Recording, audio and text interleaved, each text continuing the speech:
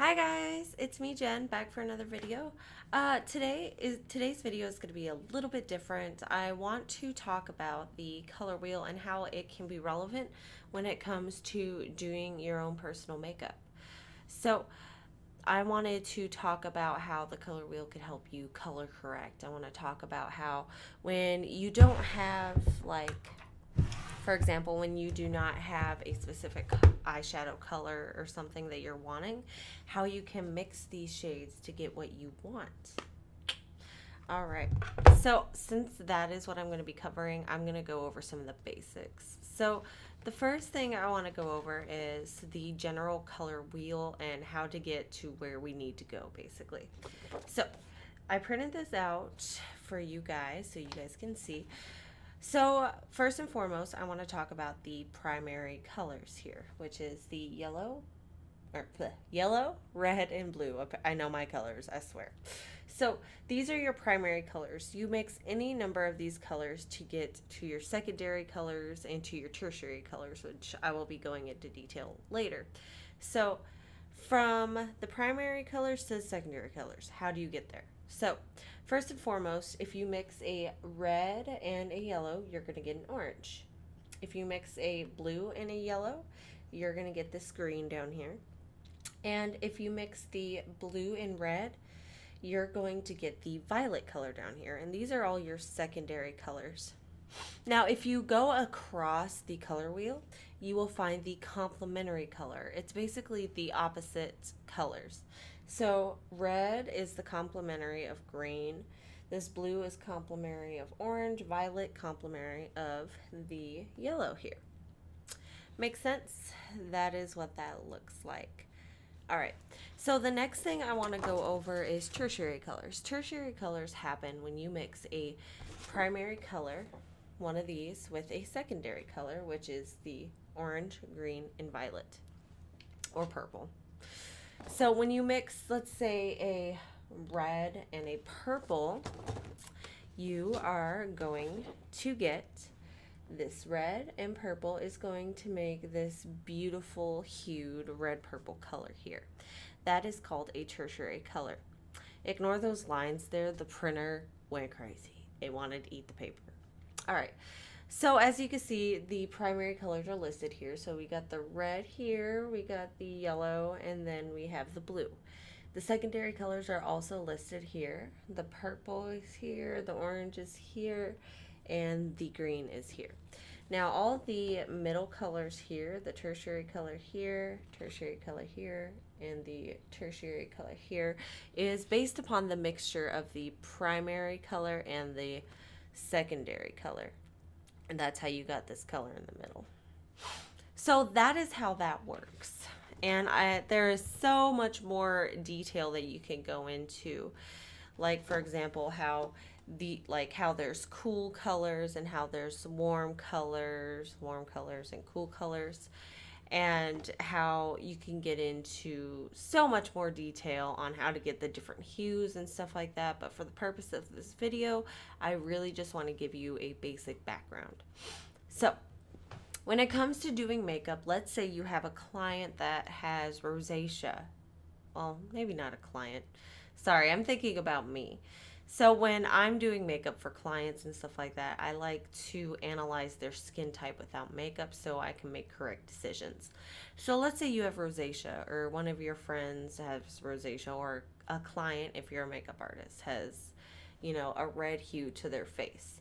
So the perfect way to fix a issue like that is to find the complementary color. So let's say somebody has redness in their face. So what you're going to do is go down to this green color here, and that's what you're going to use to correct it.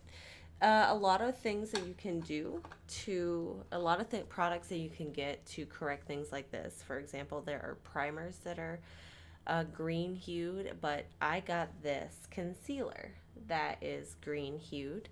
I will use this on clients that have for their little problem areas, or if they have rosacea. Now let's say you have dark bags under your eyes like I do, but you don't know how to hide it, or you put on your normal foundation and it won't hide. So you're going to use the same concept. You're going to take the complementary color and you're going to use that. So let's say your bags under your eyes have like a purpley hue. So if you're going to go across the color wheel, you're going to notice that the yellows is what you're going to want to lean towards. So depending on the color, like what color it is exactly, you're going to lean more towards a yellow or a peachy color. So that could be honestly, I've corrected this with eyeshadow, like a little bit of eyeshadow here, and then I cover it with my foundation, and that really goes a long way.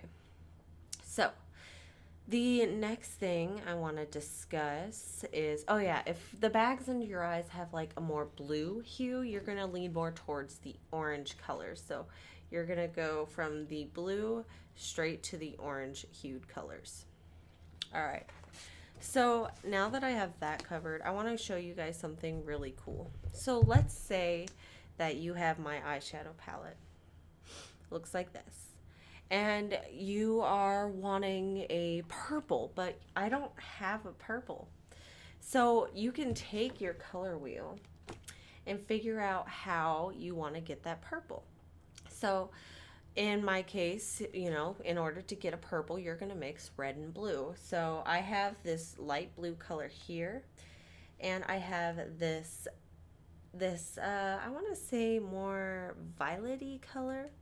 So I'm going to be getting a tertiary purple color, I would say.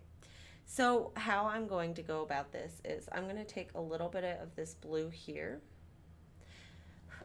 and I'm going to put it directly on my hand like that. Just blend that on there. And then I'm going to take a little bit of that pinky color, that pinky reddish color, and I'm going to mix that directly on top of it. And as you mix, you'll notice that I'm starting to get a purple here. So you add more of the red color to get a deeper color, or if you want a more cool tone, you could add more blue and just keep blending that out. It really just depends on what color you want, but just because you don't have a certain eyeshadow, it is important to remember that you could probably work with what you have to get the colors that you need. So for example, another good example, let's see. I want to get, I want a green. I really want a deep green eyeshadow. So in that case, I'm going to be mixing a yellow and a blue. All right, so I'm going to take another eyeshadow brush here, and I'm going to mix my yellow here, and then I'm going to mix this blue down here, and we're going to see what we're going to get. All right, so I'm going to take this yellow. This is my Limelight palette, by the way. So I'm going to take that yellow and just get it all over on there, like so. And then I'm going to take a blue, and then I'm going to put that directly on top. And I'm going to add a little bit more of that yellow. It is a very bright yellow, so in order to get to that blue I'm wanting, or that green I'm wanting, you're probably going to have to add a little bit more of each of those colors. So just blending that all in there, and it's starting to get the color that I want, but it's taking a little bit of time. So I don't know if you could see that very well, but there is green forming in there. And oh, there you go. Oh, yeah, look at that. See? I'm getting that green color that I want. So you don't necessarily have to go out and buy a brand new eyeshadow or, you know, buy certain things. You could probably work with eyeshadows that you may have already, which is really nice.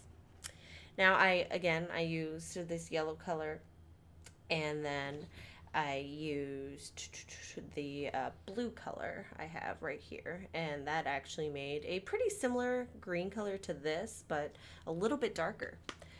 So that is some awesome tips I have for you guys right now.